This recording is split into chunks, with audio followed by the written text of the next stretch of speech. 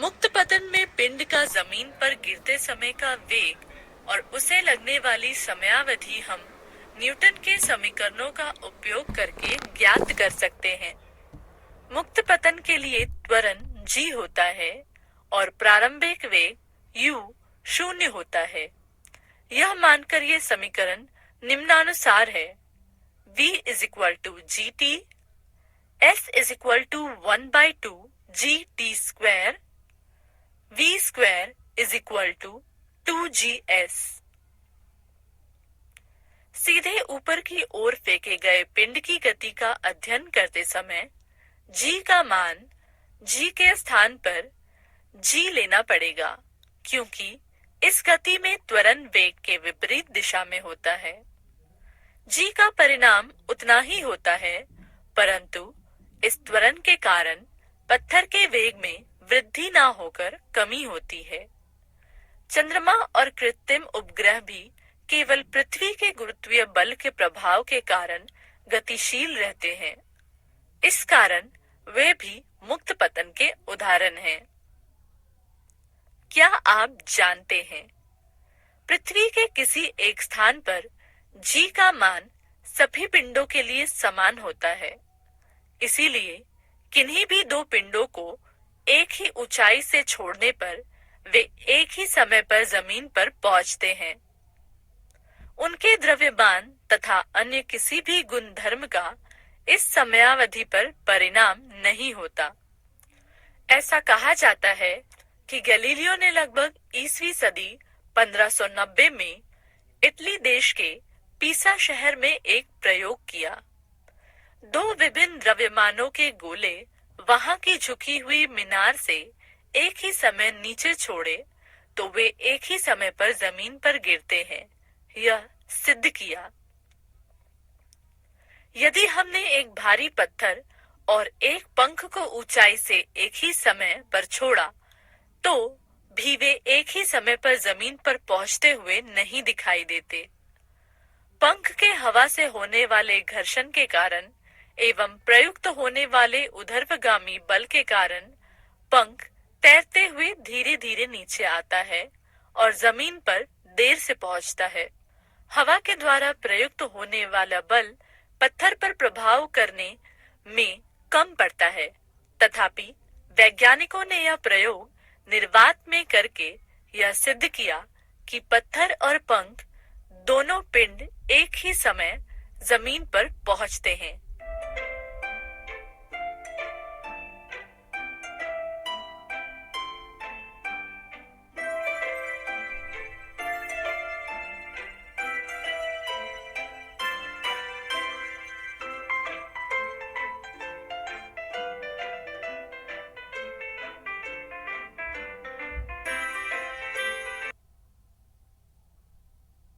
हल किए गए उदाहरण।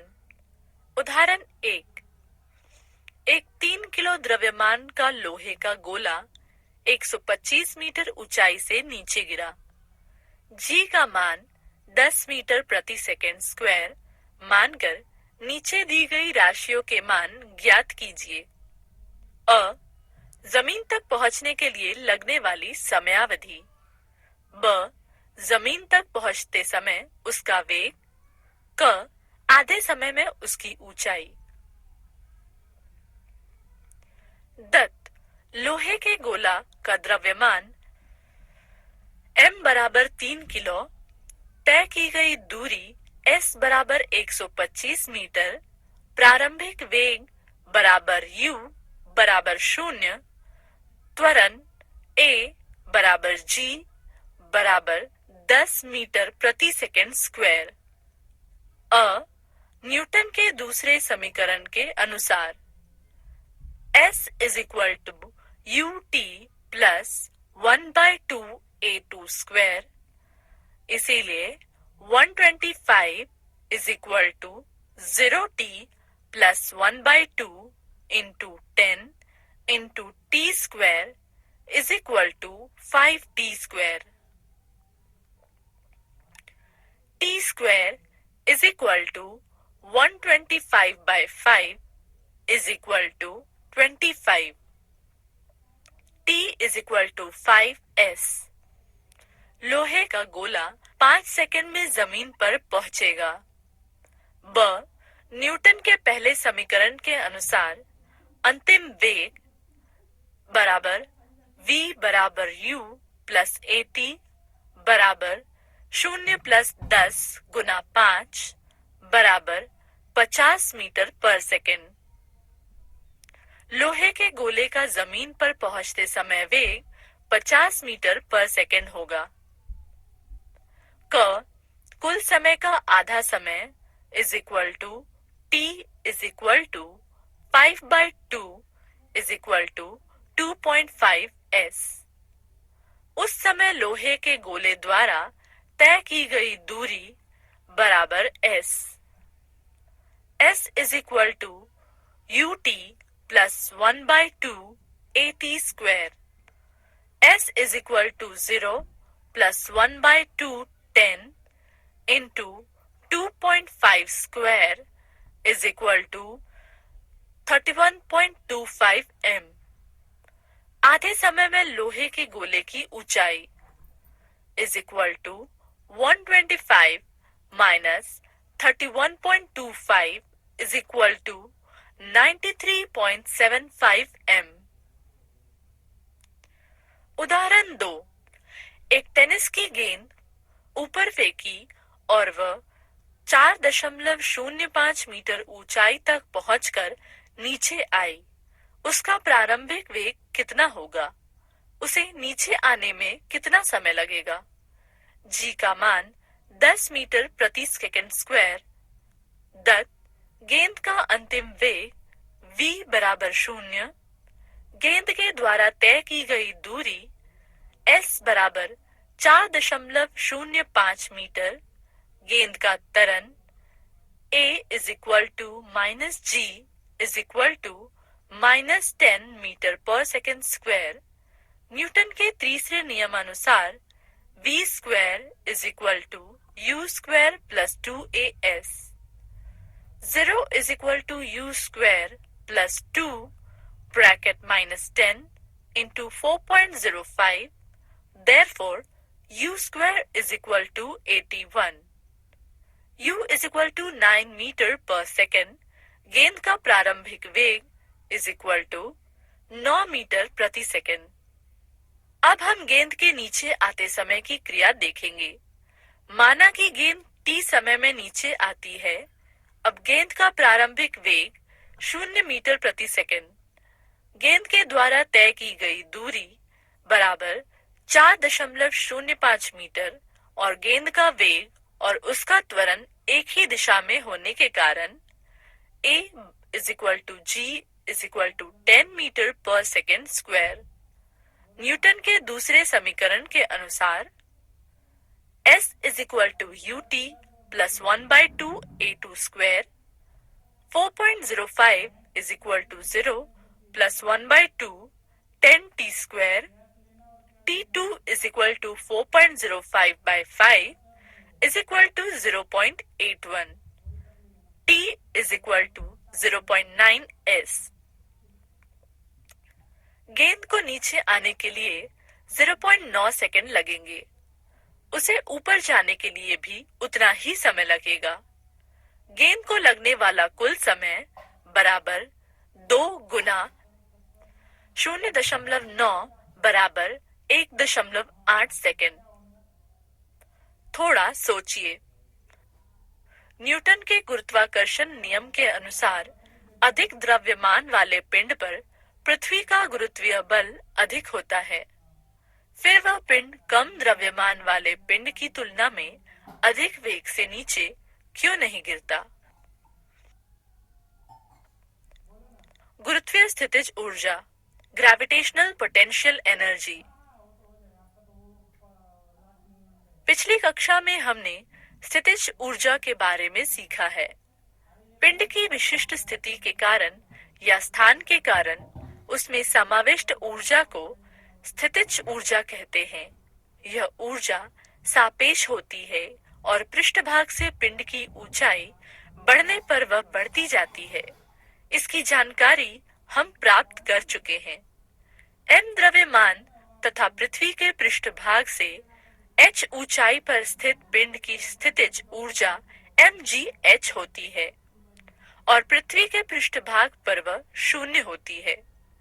ऐसा हमने देखा है। h का मान पृथ्वी की त्रिज्या की तुलना में अत्यंत कम होने के कारण g का मान हम स्थिर मान सकते हैं और उपर्युक्त सूत्र का उपयोग कर सकते हैं, परंतु h का मान अधिक होने पर g का मान ऊंचाई के अनुसार कम होते जाता है। पिंड पृथ्वी से अनंत दूरी पर होने पर g का मान शून्य होता है और पिंड पर पृथ्वी का गुरुत्वीय बल कार्य नहीं करता। इस कारण वहां पिंड की गुरुत्वीय स्थितिज ऊर्जा शून्य मानी जाती है। अतः दूरी उससे कम होने पर स्थितिज ऊर्जा ऋण होती है। पिंड पृथ्वी के पृष्ठभाग से h ऊंचाई पर स्थित होने पर उसकी गुरुत्वीय स्थितिज ऊर्जा घटा Jmm by r plus h के बराबर होती है। यहाँ m और r पृथ्वी के द्रव्यमान तथा त्रिज्या है। मुक्ति वेग या पलायन वेग, एस्केप वेलोसिटी। गेंद को ऊपर फेंकने पर उसका वेग कम होते जाता है और यह पृथ्वी के गुरुत्वाकर्षण के कारण होता है। यह हम देख चुके हैं। एक विशिष्ट ऊंचाई पर जाकर उसका वेग शून्य होता है और वहां से वह नीचे गिरता है। उसकी अधिकतम ऊंचाई उसके वेग पर निर्भर करती है। न्यूटन के तीसरे समीकरण के अनुसार v square is equal to u square plus 2as। v बराबर गेंद का अंतिम वेग बराबर शून्य व a बराबर घटा 6। इसीलिए शून्य बराबर u2 प्लस 2 घटा g s। इसीलिए गेंद का अधिकतम ऊंचाई बराबर s बराबर घटा u स्क्वायर बाय 2g। इसीलिए गेंद का प्रारंभिक वेग जितना अधिक होगा, गेंद उतनी अधिक ऊंचाई पर जाएगी। इसका कारण यह भी है कि जितना अधिक प्रारंभिक वेग होगा, उतनी अधिक वह गेंद पृथ्वी के आकर्षण का प्रतिरोध कर सकेगी और उतनी अधिक ऊंचाई पर जा सकेगी। हमने ऊपर देखा है कि g का मान भूपृष्ठ से ऊंचाई के अनुसार कम होते जाता है। अतः ऊंचाई पर जाने से गेंद पर पृथ्वी का आकर्षण कम होता है। यदि हम गेंद का प्रारंभिक वेग बढ़ाते गए तो वह अधिक से अधिक ऊंचाई पर जाएगी और एक विशिष्ट प्रारंभिक वेग ऐसा होगा कि उस वेग से फेंकी गई गेंद पृथ्वी पर नहीं गिरेगी। प्रारंभिक वेग के इस मान को मुक्ति वेग VESC कहते हैं, क्योंकि इस वेग से ऊपर फेंका गया पिंड पृथ्वी के गुरुत्वीय आकर्षण से मुक्ति पा सकता है। मुक्ति वेग का सूत्र हम ऊर्जा की अविनाशितता के सिद्धांत का उपयोग करके निम्नानुसार ज्ञात कर सकते हैं। प्रारंभिक वेग मुक्ति वेग के बराबर होने से पृथ्वी के पृष्ठभाग से सीधे ऊपर जाने वाला पिंड पृथ्वी के गुरुत्वाकर्षण से मुक्त हो जाता है। गुरुत्वाकर्षण बल दूरी के वर्ग के प्रतिलोमानुपाती होने के कारण यह बल अनंत दूरी पर ही शून्य होता है, अर्थात पिंड को इस बल से मुक्त होने के लिए अनंत दूरी पर जाना पड़ता है। अतः पिंड का अनंत दूरी पर अंतिम वेग शून्य होगा। m द्रव्यमान वाले पिंड की पृथ्वी के पृष्ठभाग पर अ गतिज ऊर्जा is equal to 1/2 mv square ESC। ब स्थितिज ऊर्जा is equal to minus Gmm by r। क कुल ऊर्जा is equal to E1 is equal to गतिज ऊर्जा प्लस स्थितिज ऊर्जा is equal to 1/2 mv square ESC minus GMM/r। अनंत दूरी पर अ गतिज ऊर्जा इज इक्वल टू 0, ब स्थितिज ऊर्जा इज इक्वल टू माइनस GMM/इंफिनिटी इज इक्वल टू 0, क कुल ऊर्जा E2 इज इक्वल टू गतिज ऊर्जा प्लस स्थितिज ऊर्जा इज इक्वल टू 0।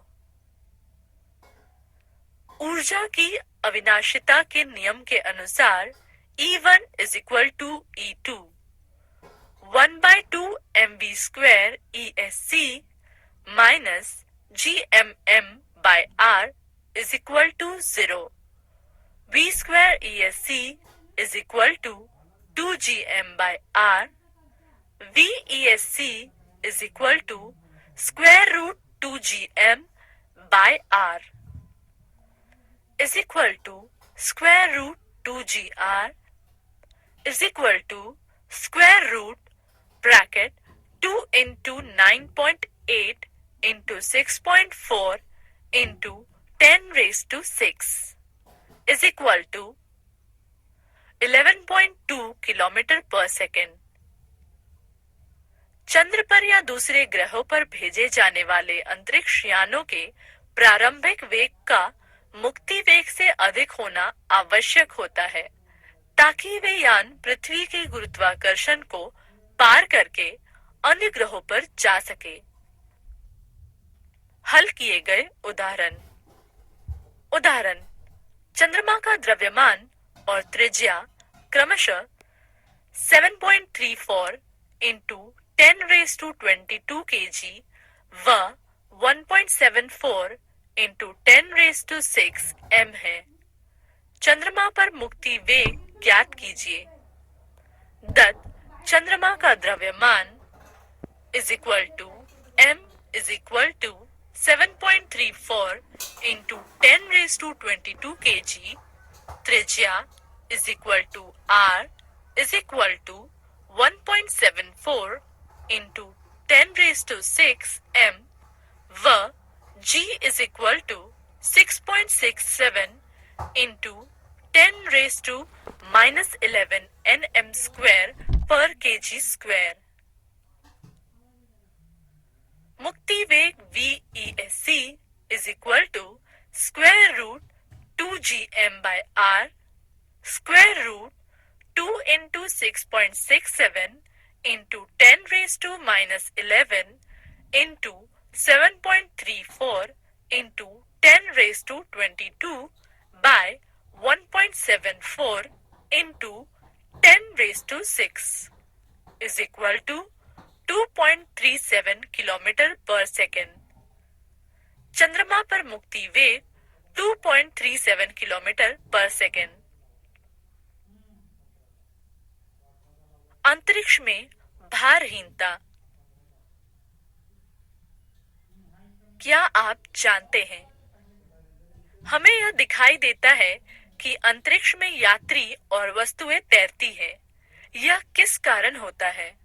अंतरिक्ष यान पृथ्वी से ऊंचाई पर है, फिर भी वहां जी का मान पृथ्वी के पृष्ठभाग के मान की तुलना में 11% कम होता है। इस कारण अंतरिक्ष यानों की ऊंचाई ही उनके भारहीनता का कारण होती है। उनकी भार विरहित अवस्था उनकी और अवकाशयान के मुक्त पतन की अवस्था के कारण होती है। यान के कक्षा में वेग के कारण वे पृथ्वी पर वास्तविकता रूप से गिरते नहीं हैं, फिर भी उन पर केवल गुरुत्वीय बल प्रयुक्त होने के कारण वे मुक्त पतन करते रहते हैं।